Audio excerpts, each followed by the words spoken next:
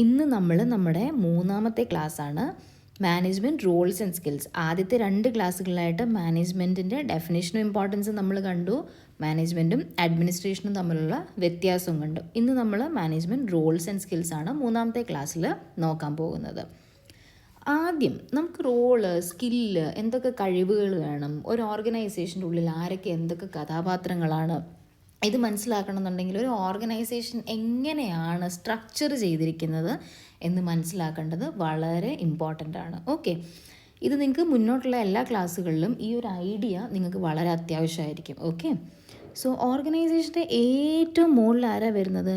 നമ്മൾ കേട്ടിട്ടില്ലേ, CEO, CMD, MD ഇങ്ങനെയുള്ള വാക്കുകൾ കേട്ടിട്ടില്ലേ? Chief managing director, chief executive officer, managing director, അങ്ങനെയുള്ളവരാണ് ഏറ്റവും മുകളിൽ വരിക. ഓക്കെ, ഇനി നിങ്ങളൊരു ഓർഗനൈസേഷൻ സങ്കല്പിച്ച് ഇതാണ് അതിൻ്റെ ഹെഡ് ഓഫീസ്. ഈ ഹെഡ് ഓഫീസിൻ്റെ അടിയിൽ ഒന്നെങ്കിൽ പല പല പല പല ഡിപ്പാർട്ട്മെൻറ്റ്സ് കാണും, അല്ലെങ്കിൽ പല പല പല പല ബ്രാഞ്ചുകൾ കാണും. ഇപ്പോൾ ബാങ്ക് ആണെങ്കിൽ പല ബ്രാഞ്ചുകളായിരിക്കും. ഇപ്പം എന്തെങ്കിലും ഒരു വലിയ ഫാക്ടറി ആണെങ്കിൽ അതിന് പല പല ഡിപ്പാർട്ട്മെൻ്റ് ആയിരിക്കും. സോ ഈ ബ്രാഞ്ചിനൊക്കെ ഹെഡ് കാണും, അല്ലെങ്കിൽ ഈ ഡിപ്പാർട്ട്മെൻറ്റിനൊരു ഹെഡ് കാണും. അങ്ങനെയുള്ളവരാണ് മിഡിൽ ലെവൽ മാനേജ്മെൻറ്റിൽ വരിക. ഓക്കെ, അതായത് ടോപ്പ് ലെവൽ മാനേജ്മെൻറ്റിൻ്റെ തൊട്ട് താഴെയാണ് മിഡിൽ ലെവൽ മാനേജ്മെൻറ്റ് വരിക.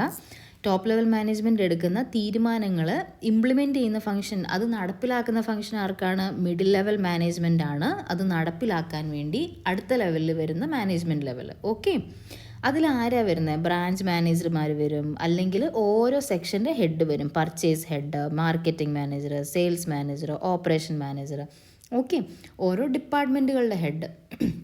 നിങ്ങളിപ്പോൾ കണ്ടിട്ടുണ്ടാവില്ലേ, ഇവർക്കടിയിലും കുറേ മാനേജേഴ്സ് കാണും. ഇവർക്കൊരു 3 മാനേജേഴ്സ് വെച്ചിട്ടുണ്ട്, അല്ലെങ്കിൽ ഒരു 4 മാനേജേഴ്സ് വെച്ചിട്ട് ഓരോ കമ്പനി അനുസരിച്ച് കുറേ ആൾക്കാർ ഇവരുടെ അടിയിൽ കാണും. സൂപ്പർവൈസർ, ഫോർമാൻ, ജൂനിയർ മാനേജർ, ഇൻസ്പെക്ടർ, ക്ലർക്ക്, അങ്ങനെ പല പേരുകളിൽ ഇവരുടെ അടിയിൽ ഇവർക്ക് സ്റ്റാഫിനെ കൊടുത്തു വെച്ചിട്ടുണ്ടാവും. അതിനെയാണ് നമ്മൾ ലോവർ ലെവൽ അല്ലെങ്കിൽ ഓപ്പറേറ്റീവ് ലെവൽ മാനേജ്മെൻറ്റ് എന്ന് പറയാം. ഇതിന് മറ്റൊരു പേരും കൂടിയുണ്ട്, ഫസ്റ്റ് ലൈൻ മാനേജ്മെൻറ്റ്. ഓക്കെ, ഈ പേര് ഓർത്ത് വെച്ചിരിക്കുക. ഫസ്റ്റ് ലൈൻ മാനേജർ എന്ന് ചോദിച്ചു കഴിഞ്ഞാലും അത് ലോവർ ലെവൽ മാനേജ്മെൻ്റ് ആണ്. ഓക്കെ, ഇനി ഈ ഒരു സ്ട്രക്ചറിൽ ഏറ്റവും മുകളിൽ CEO പോലത്തെ ആൾക്കാർ, താഴോട്ട് വന്ന് എന്താണ് സൂപ്പർവൈസർ പോലത്തെ ആൾക്കാർ. ഈ സ്ട്രക്ചറിൽ ഉത്തരവാദിത്വം ഏറ്റവും കൂടുതൽ ആർക്കായിരിക്കും? അത് ടോപ്പ് ലെവൽ മാനേജ്മെൻറ്റിനായിരിക്കും. ഉത്തരവാദിത്വം ഏറ്റവും കുറവ് ഏറ്റവും താഴെയായിരിക്കും. അതാണ് നമ്മൾ ഇതുകൊണ്ട് ഉദ്ദേശിക്കുന്നത്. ഉത്തരവാദിത്വം മുകളിലേക്ക് പോകുന്തോറും കൂടും, അതുപോലെ തന്നെ താഴോട്ട് പോകുന്തോറും അധികാരം കുറയും. അതായത് മുകളിൽ തന്നെയാണ് ഉത്തരവാദിത്വവും, അതുപോലെ തന്നെ മുകളിൽ തന്നെ എന്താണ് ഉത്തരവാദിത്വവും, അതുപോലെ തന്നെ അധികാരവും. ഈ 2 കാര്യങ്ങളും ഏറ്റവും കൂടുതൽ വരുന്നത് ഇവിടെയാണ്. ഉത്തരവാദിത്വവും അധികാരവും ഏറ്റവും കുറവ് വരുന്നത് എവിടെയാണ്? താഴെയാണ്. ഓക്കെ, സോ ഇതൊന്ന് പഠിച്ചു വെക്കുക. ചിലപ്പോൾ ഇങ്ങനെ തന്നെ MCQ നിങ്ങളോട് ചോദിക്കാൻ സാധ്യതയുണ്ട്. ഇങ്ങനെ ഒരു 4 പേരുടെ പേര് തരും, എന്നിട്ട് ഇവരിൽ ആർക്കാണ് ഏറ്റവും കൂടുതൽ അധികാരമുള്ളത് അല്ലെങ്കിൽ ഉത്തരവാദിത്വം ഉള്ളതെന്ന് ചോദിച്ചു കഴിഞ്ഞാൽ നിങ്ങൾക്ക് ഈസി ആയിട്ട് ഇത് വെച്ച് എഴുതാൻ പറ്റും. ഓക്കെ, നമ്മൾ നേരത്തെ പറഞ്ഞ ഓർഗനൈസേഷണൽ സ്ട്രക്ചർ തന്നെയാണ്. ഒരു ഹെഡ് കാണും, അദ്ദേഹത്തിൻ്റെ അടിയിൽ നമുക്ക് പല സെക്ഷൻസ് കാണും, അല്ലെങ്കിൽ ബ്രാഞ്ചസ് കാണും, ഡിപ്പാർട്ട്മെൻറ്റ്സ് കാണും. അവർക്കടിയിൽ പിന്നെയും കുറേ ആൾക്കാർ വരും. ഓക്കെ, ഇവരൊക്കെ എന്താണ് ചെയ്യുന്നത്? നമ്മളൊരു ജനറൽ ഐഡിയ മുമ്പേ ക്രിയേറ്റ് ചെയ്തു. അതിനെപ്പറ്റി കുറച്ചുകൂടി ഡീറ്റെയിൽഡ് ആയിട്ട് നമുക്ക് നോക്കാം. ഏറ്റവും മുകളിലിരിക്കുന്നവർ മിക്ക കേസുകളിലും അത് ഓണർഷിപ്പ് ഗ്രൂപ്പുകളായിരിക്കും, അതായത് ഉടമസ്ഥരായിരിക്കും അവിടെ ഇരിക്കുന്നത്. ഓക്കെ, അതുപോലെ തന്നെ അവർ ഏറ്റവും അധികാരമുള്ളവരാണ്. നമ്മളിത് പറഞ്ഞു കഴിഞ്ഞു. അത് നിങ്ങൾ തീർച്ചയായിട്ടും ഓർത്ത് വെക്കേണ്ട കാര്യമാണ്. പലപ്പോഴും ചോദ്യങ്ങൾ വരാൻ സാധ്യതയുണ്ട്. അതുപോലെ തന്നെ കമ്പനിയുടെ മൊത്തത്തിലുള്ള കാര്യങ്ങൾ ആര് തീരുമാനിക്കും? ഇവർ തീരുമാനിക്കും. അതായത് കമ്പനിയുടെ വലിയ ഗോളുകൾ, ഒബ്ജക്റ്റുകൾ, ടാർഗറ്റുകൾ, ഇതെല്ലാം ആരാണ് തീരുമാനിക്കുന്നത്? ഏറ്റവും മുകളിലിരിക്കുന്നവരാണ് കമ്പനിയുടെ വലിയ ഒബ്ജക്റ്റീവും ടാർഗറ്റും ഒക്കെ തീരുമാനിക്കുന്നത്. ഓക്കെ, രണ്ടാമത്തെ ലൈനിലോട്ട് വരുമ്പം ഇതാരാണ്? Top level management. ഇത് ഏത് ലെവലാണ്? ഇത് middle level management. Middle level മാനേജ്മെൻറ്റിൽ എന്താ ചെയ്യാം? അവർ ഡിപ്പാർട്ട്മെൻറ്റുകളുടെ ഫങ്ഷനിങ് നോക്കും. അതുപോലെ ടോപ്പ് ലെവലും ഏറ്റവും താഴെയുള്ള ലെവലും തമ്മിലുള്ള ലിങ്ക് ആരാണ്? അത് മിഡിൽ ലെവൽ മാനേജറാണ്. ഓക്കെ, സോ ലിങ്ക് ചെയ്യുന്ന ആരാണെന്നുള്ളതാണ് നിങ്ങൾ ഏറ്റവും ഇമ്പോർട്ടൻ്റ് ആയിട്ട് മിഡിൽ ലെവൽ മാനേജ്മെൻറ്റ് ഫങ്ഷനിൽ പഠിച്ചു വെക്കുക. ഇവർ ലിങ്കാണ് ടോപ്പും ലോവർ മാനേജ്മെൻറ്റും തമ്മിൽ. ഓക്കെ, ലോവർ ലെവൽ മാനേജ്മെൻറ്റിനെ സൂപ്പർവൈസറി മാനേജ്മെൻറ്റ് നമ്മൾ മുമ്പേ 2 പേരിലൂടെ പഠിച്ചു. Operational management, first line management, supervisory management, lower level management. ഈ പേരുകളെല്ലാം ഒരേ കാര്യത്തെയാണ് സൂചിപ്പിക്കുന്നത്. ഇതെങ്ങനെ ചോദിച്ചാലും നിങ്ങളുടെ ഉത്തരം ഒന്നായിരിക്കും. ഓക്കെ, ഇവരെല്ലാം എന്താ ചെയ്യുക? ഡെയിലി ഉള്ള കാര്യങ്ങളെ സൂപ്പർവൈസ് ചെയ്യും. അതുകൊണ്ട് തന്നെ ഡെയിലി മാനേജ്മെൻറ്റ് ഇവരാണ് ചെയ്യുന്നത്, ഡെയിലി സൂപ്പർവിഷൻ ഇവരാണ് ചെയ്യുന്നത്. ഇപ്പോൾ ഡെയിലി മാനേജേഴ്സ് ആരാണെന്ന് ചോദിച്ചു കഴിഞ്ഞാൽ, ഡെയിലി ഫങ്ഷൻ മാനേജ് ചെയ്യുന്ന ആരാണെന്ന് ചോദിച്ചു കഴിഞ്ഞാൽ അതാരാണ്? ലോവർ ലെവൽ മാനേജ്മെൻറ്റാണ്. ഓക്കെ, നമുക്ക് ഇവർ ചെയ്യുന്ന പ്രവർത്തികളെ ഇവരുടെ സ്കില്ലുമായിട്ടൊന്ന് ബന്ധിപ്പിക്കാം. ഇവർ ഈ പ്രവർത്തികളാണല്ലോ ചെയ്യുന്നത്. അപ്പം എന്ത് തരം സ്കില്ലാണ് ഇവർക്ക് ഈ പ്രവർത്തികൾ ചെയ്യാൻ ആവശ്യമുള്ളതെന്ന് നമുക്കൊന്ന് നോക്കാം. മുകളിലുള്ളവർ എന്താ ചെയ്യുന്നത്? കമ്പനിയുടെ വലിയ വലിയ കാര്യങ്ങളാണ് തീരുമാനിക്കുന്നത്, ഗോള്, ഒബ്ജക്റ്റീവ്, ടാർഗറ്റ്സ്. അപ്പോൾ അവർക്ക് എങ്ങനത്തെ സ്കില്ലാണ് വേണ്ടത്? കോൺസെപ്ച്വൽ സ്കില്ലാണ് വേണ്ടത്. നമുക്കിതിനെപ്പറ്റി മുന്നോട്ട് ഡീറ്റെയിൽ ആയിട്ട് പഠിക്കാം. നിങ്ങൾക്കൊരു ഐഡിയയ്ക്ക് വേണ്ടിയാണ് നമ്മൾ ഇത് ഇവിടുന്നേ പറഞ്ഞു തുടങ്ങുന്നത്. അതായത് കമ്പനി എന്താണെന്ന് അറിയുക, കമ്പനിയുടെ പല പല യൂണിറ്റ്സ്, പല പല ഭാഗങ്ങൾ എന്താണെന്ന് അവർ വ്യക്തമായിട്ട് മനസ്സിലാക്കുക, അവർ തമ്മിൽ ആ ഭാഗങ്ങൾ തമ്മിൽ എങ്ങനെ ബന്ധപ്പെട്ട് കിടക്കുന്നു, ഇതെല്ലാം മനസ്സിലാക്കുക. അങ്ങനെ കമ്പനി എന്ന കോൺസെപ്റ്റിനെ പറ്റി ഏറ്റവും വ്യക്തമായിട്ട് അറിയേണ്ടത് ആരാണ്? അത് ടോപ്പ് ലെവൽ മാനേജ്മെൻറ്റാണ്. ഓക്കെ, ടെക്നിക്കൽ സ്കില്ല് എന്താണ്? ടെക്നിക്കൽ സ്കില്ലെന്ന് വെച്ചാൽ ഓരോ മെഷീൻ എങ്ങനെയാണ് പ്രവർത്തിക്കുന്നത്, ഓരോ ടൂൾസ് എങ്ങനെയാണ് യൂസ് ചെയ്യേണ്ടത്, നമ്മുടെ പ്രൊഡക്ഷൻ ലൈൻ എങ്ങനെയാണ് വർക്ക് ചെയ്യുന്നത്, ഇങ്ങനത്തെ വളരെ ടെക്നിക്കലായിട്ടുള്ള വർക്കിംഗ് ആയിട്ടുള്ള നോളജാണ് വേണ്ടത്. ഓരോന്നിങ്ങനെ വർക്ക് ചെയ്യുന്നതെന്ന് അറിയുന്നുള്ള നോളജ് അതാരായിരിക്കും ചെയ്യുക? സൂപ്പർവൈസ് ചെയ്യുന്ന ആൾക്കാരായിരിക്കില്ലേ? ഡെയിലി മാനേജ്മെൻറ്റ് മാനേജ് ചെയ്യുന്ന ആൾക്കാരായിരിക്കില്ലേ? Okay, so technical management skills ഏറ്റവും കൂടുതൽ താഴത്തെ ലെവലിലാണ് വേണ്ടത്. ഓക്കെ, മറ്റ് സ്കില്ലുകൾ വേണ്ട എന്നല്ല നമ്മൾ പറയുന്നത്, പക്ഷേങ്കിൽ ഏറ്റവും കൂടുതൽ ആർക്ക് ഏത് സ്കില്ലാണ് വേണ്ടത് എന്ന് നിങ്ങൾ മനസ്സിലാക്കിയിരിക്കണം. സോ കോൺസെപ്ച്വൽ സ്കിൽ ആർക്കാണ് വേണ്ടത്? ടോപ്പ് ലെവൽ മാനേജ്മെൻറ്റിന്. ടെക്നിക്കൽ സ്കിൽ ആർക്ക് ഏറ്റവും കൂടുതൽ വേണ്ടത്? ലോവർ ലെവൽ മാനേജ്മെൻറ്റിന്. ഹ്യൂമൻ സ്കിൽസ് നമുക്ക് എല്ലാ ലെവലിലും വേണം. ഓക്കെ, കാരണം നമ്മൾ മാനേജ് ചെയ്യുന്നത് എല്ലാ ലെവലിലും ഹ്യൂമൻസിനെ തന്നെയാണ്. അതുകൊണ്ട് തന്നെ എല്ലാ ലെവലിലും നമുക്ക് ഹ്യൂമൻ സ്കിൽസ് ആവശ്യമാണ്. നമുക്കത് മുന്നോട്ട് കൂടുതൽ ഡിസ്കസ് ചെയ്യാം. കോൺസെപ്ച്വൽ സ്കിൽ എന്താണ്? നമ്മുടെ മൊത്തം ഓർഗനൈസേഷനെ, അതിൻ്റെ പല പല ഭാഗങ്ങൾ തമ്മിലുള്ള കണക്ഷൻ, അങ്ങനെ ഒരു ഓർഗനൈസേഷനെ മൊത്തമായിട്ടൊരു ഓർഗനൈസേഷൻ്റെ കോൺസെപ്റ്റ് മനസ്സിലാക്കാൻ പറ്റുക എന്നുള്ളതാണ് കോൺസെപ്ച്വൽ സ്കില്ല്. ഓക്കെ, പല പല ഭാഗങ്ങൾ എങ്ങനെ ബന്ധപ്പെട്ടിരിക്കുന്നു എന്നുള്ളത്.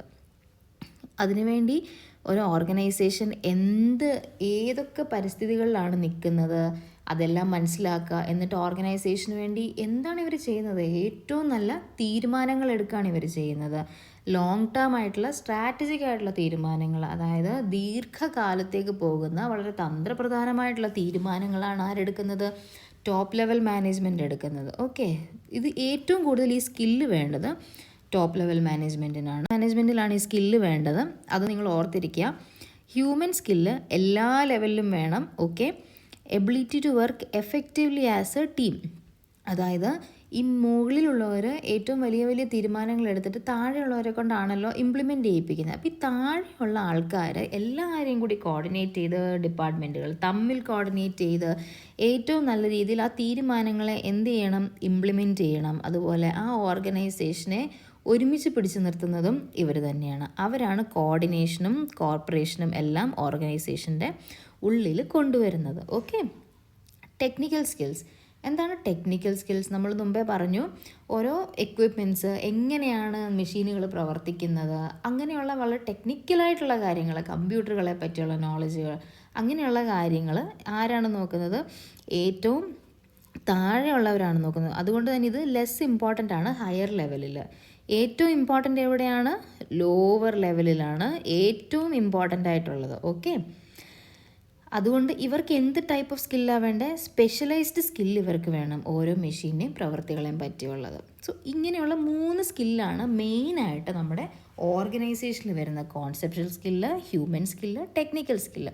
ഹ്യൂമൻ സ്കില്ലിനെ നമ്മൾ മറ്റൊരു പേരും പറയും, ഇൻ്റർ പേഴ്സണൽ സ്കിൽ എന്ന് വെച്ച് കഴിഞ്ഞാൽ വ്യക്തികൾ തമ്മിലുള്ള ബന്ധങ്ങളെ നിലനിർത്തുന്ന, അതിനെ മാനേജ് ചെയ്യുന്ന സ്കില്ലാണ് എന്ത്? Human skill. അതുകൊണ്ട് തന്നെ അതിനെ ഇൻ്റർ പേഴ്സണൽ സ്കില്ലെന്നും നമ്മൾ വിളിക്കും. കാറ്റ്സ് എന്ന് പറയുന്ന വ്യക്തി, അദ്ദേഹത്തിൻ്റെ മുഴുവൻ പേര് റോബർട്ട് കാറ്റ്സ് എന്നാണ്. റോബർട്ട് കാറ്റ്സ് 3 സ്കിൽസ് അപ്രോച്ച് കൊണ്ടുവന്നു. ഓക്കെ, 3 സ്കിൽസ് എന്താണ്? 3 സ്കില്ലുകൾ നമ്മൾ പറഞ്ഞു കഴിഞ്ഞു. Conceptual skill, human skill, technical skill. അപ്പം ഈ 3 സ്കില്ലുകൾ ഏത് ലെവലിൽ എത്രത്തൊക്കെ വേണം എന്നുള്ളതാണ് കാറ്റ്സിൻ്റെ 3 സ്കിൽ അപ്രോച്ചിൽ പറയുന്നത്. ഓക്കെ, റോബർട്ട് കാറ്റ്സ് എന്താ പറഞ്ഞത്? ഇത് നിങ്ങൾ ടോപ്പ് ലെവൽ മാനേജ്മെൻറ്റിലുള്ള ആൾക്കാരാണെന്ന് വിചാരിക്കുക. ഈ CEO, MD അങ്ങനെയുള്ള ആൾക്കാരാണെന്ന് വിചാരിക്കുക. മിഡിൽ ലെവൽ മാനേജ്മെൻറ്റിൽ എന്താണ്?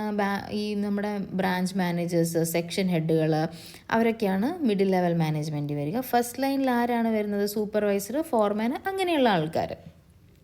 ഇനി ഈ കളറിൽ കൊടുത്തിരിക്കുന്നത് കോൺസെപ്ഷ്യൽ സ്കിൽസാണ്. അത് ഏറ്റവും കൂടുതൽ ആർക്കാണ് വേണ്ടത്? ഓക്കെ, ഇതൊരു സിഇഒയുടെ സ്കില്ലാണെങ്കിൽ അദ്ദേഹത്തിനുള്ളിൽ ഏറ്റവും കൂടുതൽ വേണ്ടത് കോൺസെപ്ഷ്യൽ സ്കില്ലാണ്.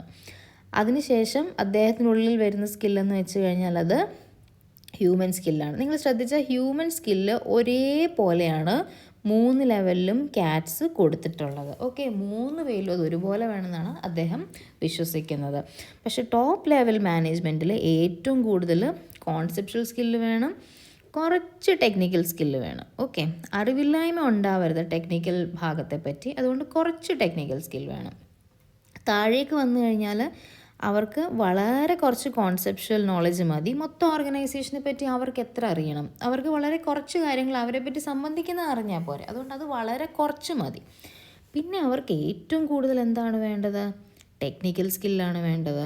ഓക്കെ, അവർക്ക് ഏറ്റവും കൂടുതൽ എങ്ങനെയാണ് മെഷീനുകളും മറ്റും പ്രവർത്തിക്കുന്നത്, ടെക്നിക്കൽ സ്കില്ലാണ് അവർക്ക് ഏറ്റവും കൂടുതൽ വേണ്ടത്. ടോപ്പ് മാനേജ്മെൻറ്റിന് കോൺസെപ്ഷ്യൽ സ്കില്ലും താഴത്തെ മാനേജ്മെൻറ്റിന് ടെക്നിക്കൽ സ്കില്ലുമാണ് ഏറ്റവും കൂടുതൽ വേണ്ടത്. ഇനി മിഡിൽ മാനേജ്മെൻറ്റിൽ വന്നാൽ അവർക്ക് ഒരുപോലെ ടെക്നിക്കൽ സ്കില്ലും വേണം, കോൺസെപ്ഷ്യൽ സ്കില്ലും വേണം. കാരണം എന്താണ്? കാരണം അവരാണല്ലോ ഇതിനെ രണ്ടിനെ ലിങ്ക് ചെയ്യുന്നത്. അവർക്ക് മുകളിൽ നിന്നുള്ള കാര്യങ്ങൾ മനസ്സിലാവണം, താഴെ നിന്നുള്ള കാര്യങ്ങൾ മനസ്സിലാവണം.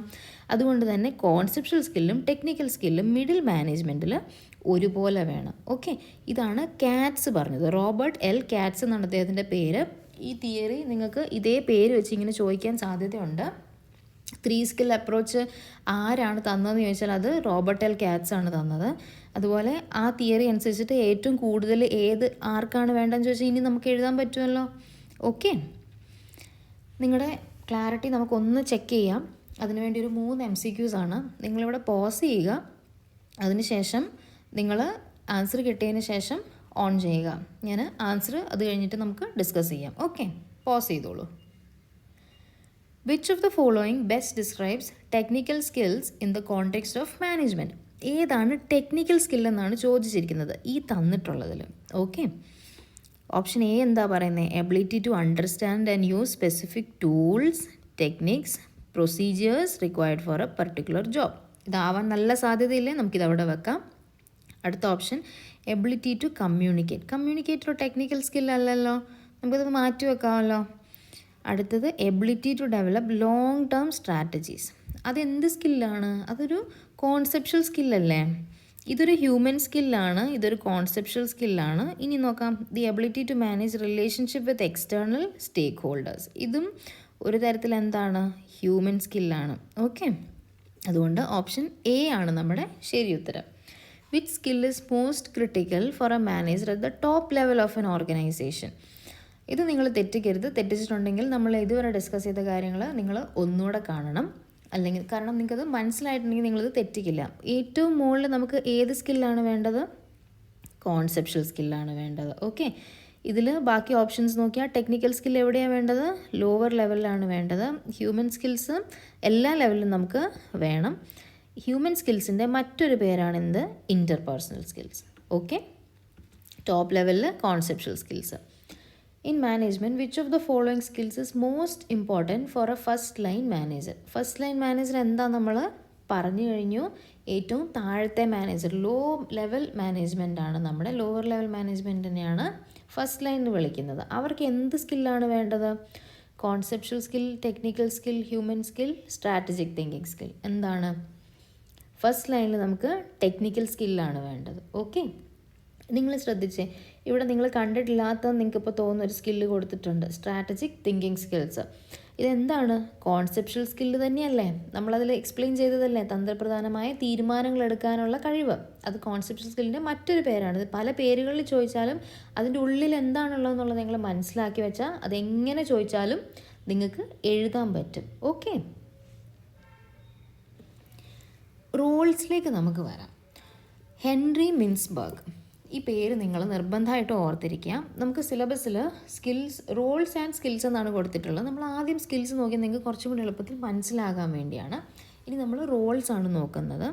സോ ഇദ്ദേഹം പറഞ്ഞിട്ടുള്ള 10 റോളുകളുണ്ട്. ഓക്കെ, ആ റോളുകളാണ് നിങ്ങളിതിൽ പഠിക്കേണ്ടത്. നിങ്ങൾക്ക് തോന്നും അപ്പം അല്ലാതെ ജനറലായിട്ട് പഠിക്കേണ്ടതെന്ന്. ജനറലായിട്ട് പഠിച്ചാലും ഇതിനുള്ളിൽ വരുന്ന കാര്യങ്ങളാണ് നിങ്ങൾ പഠിക്കുക. ഓക്കെ, അതുകൊണ്ട് തന്നെ ഇദ്ദേഹം പറഞ്ഞ കാര്യങ്ങൾ നമുക്ക് ടോപ്പിക് വൈസ് നമുക്ക് ഓരോന്നും നമുക്ക് അറിയണം ഇതെന്താണെന്നുള്ളത്. അദ്ദേഹം മൊത്തമായിട്ട് ഇത് കവർ ചെയ്തിട്ടുണ്ട്. സോ ഹെൻറി മിൻസ്ബർഗിൻ്റെ 10 മാനേജ്മെൻറ്റ് റൂൾസ് എന്താണെന്നാണ് നമ്മൾ നോക്കുന്നത്. അദ്ദേഹം ഏത് ബുക്കിലാണ് ഇത് കൊടുത്തിരിക്കുന്നതെന്ന് പഠിക്കണം. ഈ തിയറിയുടെ പേര് പഠിക്കുക, 10 മാനേജ്മെൻറ്റ് റൂൾസ്. ഇത് ആര് തന്നതാണ്? ഹെൻറി മിൻസ്ബർഗ് തന്നതാണ്. ഏത് ബുക്കിലാണ് 10 മാനേജ്മെൻറ്റ് റൂൾസ് തന്നിട്ടുള്ളത്? Mintzberg on management inside our strange world of organization. ഈ ബുക്കിൻ്റെ പേര് നിങ്ങൾ പഠിച്ചിരിക്കണം. 1990 വന്ന പുസ്തകമാണിത്. Mintzberg on management inside our strange world of organization. ഇത് പഠിച്ചു വെക്കുക നിർബന്ധമായും. വളരെ ഇമ്പോർട്ടൻ്റ് ആയിട്ടുള്ള തിയറിയാണ്, വളരെ ഇമ്പോർട്ടൻ്റ് ആയിട്ടുള്ള തിയറിസ്റ്റാണ്, വളരെ ഇമ്പോർട്ടൻ്റ് ആയിട്ടുള്ള ബുക്കാണ്. ഓക്കെ, ഈ പേരും പഠിച്ചു വെക്കുക. അദ്ദേഹം 10 തരം റോളുകളാണ് പറഞ്ഞിട്ടുള്ളത്. സോ മിൻസ്ബർഗിൻ്റെ തിയറിയിൽ എത്ര റോളുകളുണ്ടെന്ന് ചോദിച്ചു കഴിഞ്ഞാൽ 10 റോളുകൾ. ഇതും അറിഞ്ഞിരിക്കേണ്ടത് തന്നെയാണ്. ഈ 10 റോളുകൾ നിങ്ങൾ ജസ്റ്റ് ഒന്ന് നോക്കുക. Figurehead, leader, liaison, monitor, disseminator, spokesperson, entrepreneur, disturbance handler, resource allocator, negotiator. 10 റോളുകളാണ്. ഇപ്പോൾ ഒന്നും മനസ്സിലായി കാണില്ല, സാരമില്ല, എല്ലാം ഒരുപോലെ ഇരിക്കുന്നുണ്ടാവും. നമ്മൾ ഓരോന്നും എന്താണെന്ന് വ്യക്തമായിട്ട് മുന്നോട്ട് നോക്കും. ഓക്കെ, നമുക്കതിലെ 3 റോളുകൾ, ആദ്യത്തെ 3 റോളുകളെ ഇൻ്റർപേഴ്സണൽ റോൾ എന്ന നിലയ്ക്ക് തരംതിരിക്കാം. നമ്മൾ നേരത്തെ പഠിച്ചു, ഇൻ്റർപേഴ്സണൽ എന്ന് പറയുമ്പം വ്യക്തികളെ സംബന്ധിക്കുന്നതാണ്, മനുഷ്യബന്ധങ്ങളെ സംബന്ധിക്കുന്നത്. നമ്മൾ എന്തിന് പഠിച്ചു? ഇൻ്റർപേഴ്സണൽ സ്കില്ല് പഠിച്ചില്ലേ, ഹ്യൂമൻ സ്കില്ല് പഠിച്ചില്ലേ? അപ്പം അതുമായിട്ട് ബന്ധപ്പെട്ട കാര്യങ്ങളായിരിക്കുമല്ലോ ഈ റോളിൽ വരിക. നമുക്കൊന്ന് നോക്കാം. ഫിഗർ ഹെഡ്, അതായത് ഒരു റോൾ മോഡൽ പോലെ അല്ലെങ്കിൽ ഒരു സെറിമോണിയൽ ആയിട്ടുള്ള ഒരു ഹെഡ് പോലെ. നമുക്കൊരു എക്സാമ്പിൾ പറഞ്ഞാൽ ഇന്ത്യൻ പ്രസിഡൻ്റ് ഒരു സെറിമോണിയൽ ഹെഡ് അല്ലേ? ഓക്കെ, അദ്ദേഹത്തിനൊരു സെറിമോണിയൽ സ്ഥാനം കൂടിയില്ലേ? അല്ലെങ്കിൽ റോൾ മോഡലായിട്ടുള്ള ആൾക്കാർ, ഓക്കെ, അവരെ കാണുമ്പോൾ തന്നെ അവരുടെ അധികാരം നമുക്ക് ഫീൽ ചെയ്യുന്നു, അവരെ കണ്ട ആൾക്കാരെ അനുസരിക്കുന്നു. അങ്ങനെയുള്ള ഒരാളാണ് എന്ത്? ഫിഗർ ഹെഡ് എന്ന് പറയുന്നത്. ഓക്കെ, ലീഡർ എന്ന് പറഞ്ഞു കഴിഞ്ഞാൽ മലയാളത്തിൽ നമ്മൾ നേതാവെന്ന് പറയും. ഓക്കെ, അദ്ദേഹം എന്താ ചെയ്യുക? ടീമിന് ലീഡർഷിപ്പ് കൊടുക്കുന്നു. അതിപ്പോൾ ടീമിനാവാം, ഡിപ്പാർട്ട്മെൻറ്റിനാവാം, അല്ലെങ്കിൽ മൊത്തം ഓർഗനൈസേഷന് വേണമെങ്കിലും ആവാം. ഓക്കെ, സോ നേതൃത്വം നൽകുന്ന ആളാണ് എന്ത്? ലീഡർ എന്ന് പറയുന്നത്. പിന്നെയുള്ളത് ലയസൺ. ലയസൺ എന്ന് വെച്ച് കഴിഞ്ഞാൽ ബന്ധങ്ങൾ മെയിൻറ്റെയിൻ ചെയ്യുക, ബന്ധങ്ങൾ സ്ഥാപിക്കുക, അത് നല്ല രീതിയിൽ കൊണ്ടുപോകുക. അതിനെയാണ് ലയസൺ അല്ലെ ലയസണിങ് എന്നൊക്കെ പറയുക. അകത്തും പുറത്തുമായിട്ട് വളരെ പ്രോപ്പറായിട്ടുള്ള, വളരെ നല്ല രീതിയിലുള്ള കമ്മ്യൂണിക്കേഷൻ, ബന്ധങ്ങൾ നിലനിർത്താൻ വേണ്ടിയുള്ള ഓഫീസറാണ് ലയസൺ ഓഫീസർ. ഇത് നിങ്ങൾ കൺഫ്യൂസ് ആവരുത്. ഒരു വ്യക്തി തന്നെ പല റോളുകൾ ചെയ്യാം, അല്ലെങ്കിൽ പല റോളുകൾക്കായിട്ട് പല വ്യക്തികളെയും വെക്കാം. അതൊരു ഓർഗനൈസേഷൻ എത്രത്തോളം വലുതാണ് ചെറുതാണ് എന്നുള്ള പോലെ ഇരിക്കും. ഇപ്പം ഒരാൾ നടത്തുന്ന, അല്ലെങ്കിൽ 2 പേര് നടത്തുന്ന പ്രസ്ഥാനമാണെന്നുണ്ടെങ്കിൽ ഈ 2 പേരായിരിക്കും ഈ ജോലികളെല്ലാം ചെയ്യുക. അല്ല, വളരെ വലിയൊരു ഓർഗനൈസേഷനാണ്, 10,000 സ്റ്റാഫ് ഉണ്ടെന്നുണ്ടെങ്കിൽ അവിടെ ഇതെല്ലാം പലർക്കായിട്ട് വീതിച്ചു കൊടുക്കാം. ഓക്കെ, സോ ഇവിടെ നോക്കിക്കഴിഞ്ഞാൽ ഇൻ്റർപേഴ്സണൽ റോളിൽ ഫിഗർ ഹെഡ് വരുന്നുണ്ട്, ലീഡർ വരുന്നുണ്ട്, ലയസൺ വരുന്നുണ്ട്. ഈ 3 കാര്യങ്ങളും ഇൻ്റർപേഴ്സണൽ റോളിലാണെന്നുള്ളത് കൃത്യമായിട്ട് പഠിച്ചു വെക്കുക. ഇത് നിങ്ങൾക്ക് ഇങ്ങനെയായിട്ട് ചോദിക്കാം. ഇതിൽ ഈ 3 തരാം, ഒരു ഓപ്ഷനോടെ തന്നിട്ട് ഇതിലേതാണ് ഇൻ്റർപേഴ്സണൽ റോൾ അല്ലാത്തത് എന്ന് ചോദിച്ചു കഴിഞ്ഞാൽ നിങ്ങൾക്ക് എഴുതാൻ പറ്റണം. ഇനി വരുന്നത് ഇൻഫർമേഷണൽ റോളാണ്. ഇൻഫർമേഷൻ എന്ന് വെച്ച് കഴിഞ്ഞാൽ എന്താണ്? ഓരോ കാര്യങ്ങൾ, വിവരങ്ങൾ, അങ്ങനെയുള്ളതിനെ നമ്മൾ ഇൻഫർമേഷണൽ, അതുമായിട്ട് ബന്ധപ്പെട്ട റോളുകളെയാണ് നമ്മൾ ഇൻഫർമേഷണൽ റോൾ എന്ന് വിളിക്കുക. മോണിറ്റർ ചെയ്യുക. നമ്മൾ എക്സാമ്പിൾ പറഞ്ഞാൽ CCTV പോലത്തെ പരിപാടിയാണ് മോണിറ്ററിങ്. നമ്മുടെ ടീം എന്താണ് ചെയ്യുന്നത്, അവരെന്താണ് ചെയ്യാത്തത്, അതെല്ലാം നോക്കുക. ഇമ്പോർട്ടൻ്റ് ആയിട്ട് ഓർഗനൈസേഷനിൽ എന്തൊക്കെ മാറ്റങ്ങൾ വന്നുകൊണ്ടിരിക്കുന്നു, ഇതെല്ലാം നോക്കി കണ്ടുകൊണ്ടിരിക്കുന്നതാണ് മോണിറ്റർ ചെയ്യുന്ന ജോലി. ഓക്കെ, നിരീക്ഷിക്കുക. ഒരു ഓർഗനൈസേഷനിൽ എന്തൊക്കെയാണ് നടക്കുന്നതെന്ന് നിരീക്ഷിച്ചുകൊണ്ടേയിരിക്കുക. അതാണ് ഇൻഫർമേഷണൽ റോളിൽ. നിരീക്ഷിക്കുമ്പോൾ നമുക്ക് കുറേ കാര്യങ്ങൾ മനസ്സിലാവില്ലേ?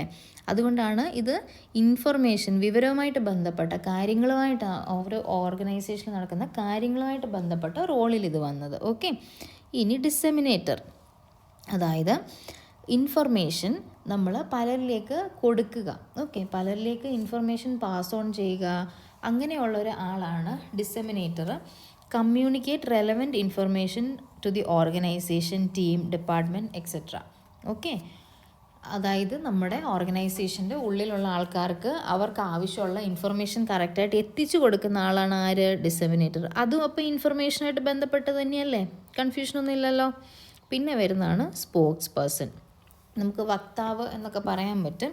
അതായത് നമ്മുടെ ഓർഗനൈസേഷനെ പറ്റി മറ്റുള്ളവർക്ക് എന്താ പറയുക, കറക്റ്റായിട്ടുള്ള ഇൻഫർമേഷൻ കൊടുക്കുക. നമ്മളെന്താണ് നമ്മുടെ നമ്മൾ ഓർഗനൈസേഷൻ കൊണ്ട് എന്താണ് ഉദ്ദേശിക്കുന്നത്, അങ്ങനെയുള്ള കാര്യങ്ങൾ, അങ്ങനെയുള്ള ഇൻഫർമേഷൻ പുറത്തേക്ക് കൊടുക്കുന്ന ആളാണ് ആര്? Spokes person. ഓക്കെ, ഇൻഫർമേഷണൽ റോളിൽ നമുക്ക് അപ്പോൾ ആരൊക്കെയുണ്ട്? 3 പേരുണ്ട്: മോണിറ്റർ, ഡിസെമിനേറ്റർ, സ്പോക്സ് പേഴ്സൺ. കൃത്യമായിട്ട് പഠിച്ചു വെക്കുക ഈ ഹെഡിങ്ങിൽ ആരൊക്കെയുണ്ടെന്നുള്ളത്. ഇനിയും ഒരു 3ാമത്തെ റോളും കൂടിയുണ്ട്, അതാണ് ഡിസിഷണൽ റോൾ. അതായത് ഡിസിഷൻ എന്താണ്? തീരുമാനങ്ങൾ. അപ്പോൾ തീരുമാനങ്ങൾ എടുക്കുന്ന ഒരു റോളല്ലേ? നമുക്ക് നോക്കാം. ഓൺട്രപ്രണർ. ഇതിനെ ഓൺട്രപ്രണർ എന്നാണ് വായിക്കുന്നത്. ഓൺട്രപ്രണർ എന്ന് വെച്ച് കഴിഞ്ഞാൽ ഒരു പ്രസ്ഥാനത്തിൻ്റെ ഹെഡായിരിക്കും അദ്ദേഹം. അതിനെ കൺട്രോൾ ചെയ്യുകയും അവിടെ മാറ്റങ്ങൾ കൊണ്ടുവരികയും വലിയ വലിയ തീരുമാനങ്ങൾ എടുക്കുകയും പ്രശ്നങ്ങൾ സോൾവ് ചെയ്യുക, അവിടെ പുതിയ ഐഡിയാസ് കൊണ്ടുവരിക, അതിനെല്ലാം ഇംപ്ലിമെൻറ്റ് ചെയ്യുക, അതൊക്കെ ചെയ്യുന്ന റോളിനെയാണ് എന്ത്? ഓൺട്രപ്രണർ റോൾ എന്ന് പറയുക. ഓക്കെ, അതൊരു തീരുമാനം എടുക്കുന്ന റോളല്ലേ? അല്ലേ? അല്ലാതെ ഒരു ഇൻഫർമേഷൻ റോൾ അല്ലല്ലോ, ഒരു ഇൻ്റർപേഴ്സണൽ റോൾ മാത്രമല്ലല്ലോ, അതൊരു വലിയ ഡിസിഷൻ റോളാണ്. Okay, disturbance handler. ഒരു പ്രശ്നം വന്നു കഴിഞ്ഞാൽ അതിൽ പ്രശ്നം പരിഹരിക്കാൻ, എന്ന് വെച്ചാൽ നമ്മൾ പെട്ടെന്നൊരു പ്രശ്നം വരുവാണ് നമ്മുടെ ഒരു ഓഫീസിൽ, അതിനെ എങ്ങനെ പരിഹരിക്കും, അതിലൊരു തീരുമാനം എടുക്കണ്ടേ? അതിനെന്താണ്? ഒരു തീരുമാനം എടുക്കുന്ന റോളാണല്ലോ. പിന്നെ വരുന്നത് റിസോഴ്സ് അലോക്കേറ്റർ. നമ്മളുടെ കമ്പനിയിലെ ഓരോ റിസോഴ്സും, അവിടെയുള്ള ഓരോ കാര്യങ്ങളും, ആരെന്ത് ചെയ്യണം, ഓരോ ഡിപ്പാർട്ട്മെൻറ്റ് എത്ര പൈസ കൊടുക്കണം, അങ്ങനെയുള്ള കാര്യങ്ങളെല്ലാം ആരാ തീരുമാനിക്കുന്നത്? റിസോഴ്സ് അലോക്കേറ്റർ എന്ന് പറയുന്ന റോളുള്ള ആളായിരിക്കും തീരുമാനിക്കുന്നത്. അതും ഒരു തീരുമാനം എടുക്കുന്ന റോളല്ലേ. പിന്നെയുള്ള നെഗോഷിയേറ്റർ, അതായത് ഡീലിങ്ങുകൾ, മറ്റുള്ളവരുമായിട്ട് ഓരോ എന്താ പറയുക, ഡീലുകളിൽ ഏർപ്പെടുക.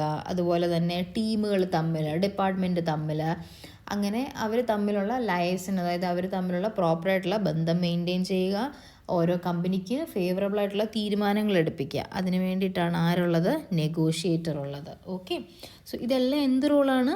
ഡിസിഷൻ റോളാണ്. സോ ഈ റോൾ ഏത് റോൾ എന്താണ് ഉദ്ദേശിക്കുന്നത് എന്നുള്ള വ്യക്തമായിട്ട് മനസ്സിലാക്കുക. പിന്നെ ഈ ചാർട്ട് പഠിച്ചു വെക്കുക. മെയിനായിട്ട് എത്ര ക്ലാസിഫിക്കേഷനാണ് ഈ തിയറിയിലുള്ളത്? 3 ക്ലാസിഫിക്കേഷനാണ്: interpersonal role, informational role, decisional role. ഈ 3 എണ്ണത്തിനടിയിൽ ഏതൊക്കെ വരും, അത് എത്ര എണ്ണം ഉണ്ടെന്നുള്ളതും നിങ്ങൾ ഓർത്തിരിക്കുക. ഇതിൽ നിന്ന് ഒരു ചോദ്യം ഉറപ്പായിട്ടും നിങ്ങൾക്ക് വരാം. ഓക്കെ, സോ കോൺസെപ്റ്റ് ക്ലിയർ ആയെങ്കിൽ നമുക്ക് 2 MCQ ചെയ്യാം. എപ്പോഴത്തേം പോലെ MCQയിൽ പോവാം. നിങ്ങൾ പോസ് ചെയ്യുക, ആൻസർ കണ്ടുപിടിച്ച ശേഷം വീഡിയോ ഓൺ ചെയ്യുക. Which of the following is an example of a monitoring role of a manager in an informational category? Okay, അപ്പോൾ മോണിറ്ററിങ് ആണ്. നമ്മൾ എന്താ പറഞ്ഞത്? ഒരു CCTV പോലത്തെ പരിപാടി ചെയ്യുന്ന ആൾ. അപ്പോൾ നോക്കാം. Making decisions about resource allocation അല്ലല്ലോ, ഇത് അലോക്കേറ്റർ അല്ലേ, റിസോഴ്സ് അലോക്കേറ്റർ അല്ലേ. അപ്പോൾ ഇതല്ല. Tracking performance and identifying problem, ഇതാവാനുള്ള എല്ലാ സാധ്യതയും കാണുന്നുണ്ട്, അവിടെ വെക്കാം. Resolving conflict between team members, ഇതല്ലല്ലോ. ഇതെന്താണ്? നമ്മൾ റിസോൾവ് ചെയ്യുന്ന കോൺഫ്ലിക്റ്റ് റിസോൾവർ പറഞ്ഞാൽ നമ്മൾ പഠിച്ചതല്ലേ. Leading team meetings to motivate employees, അതല്ലല്ലോ, അതുമല്ല. അപ്പം എന്താണ് മോണിറ്ററിങ്? ഓപ്ഷൻ ബി ആണ് മോണിറ്ററിങ് കൊണ്ട് ഉദ്ദേശിക്കുന്നത്. Which of the following is an example of informational role of a manager according to Henry മിൻസ്ബർഗ്?